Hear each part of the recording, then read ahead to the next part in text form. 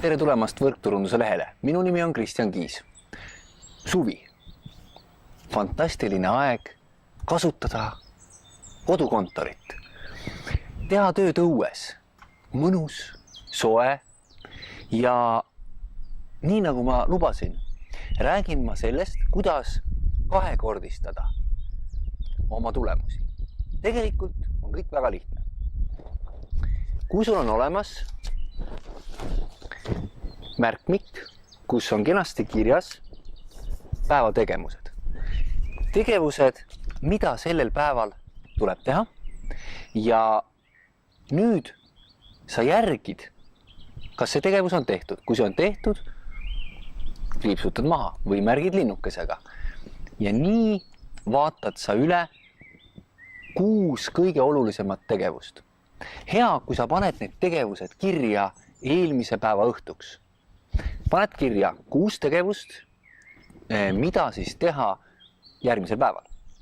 Ja järgmise päeva hommikul märgid ära 3 kõige olulisemat tegevust, mis aitavad sind kõige rohkem edasi. Kõige tähtsam on teha need 3 tegevust esmajärjekorras ära.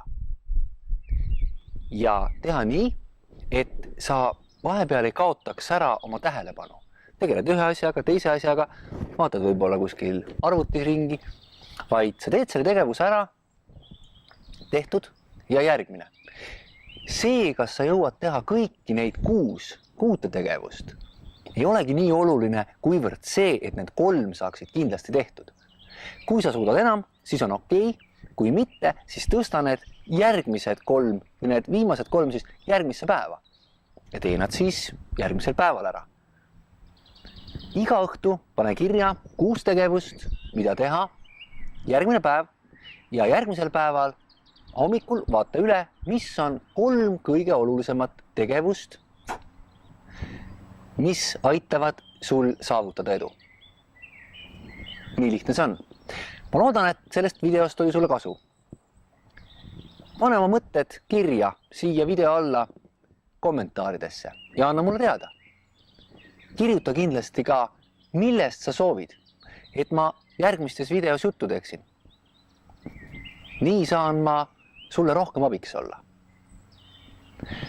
Minu soov sulle on, et ka sina sooviksid saada professionaalseks võrkturundajaks, sest et meil on parem tulevik. Nüüd lähme ja räägime sellest tervele maailmale. Mina tänan.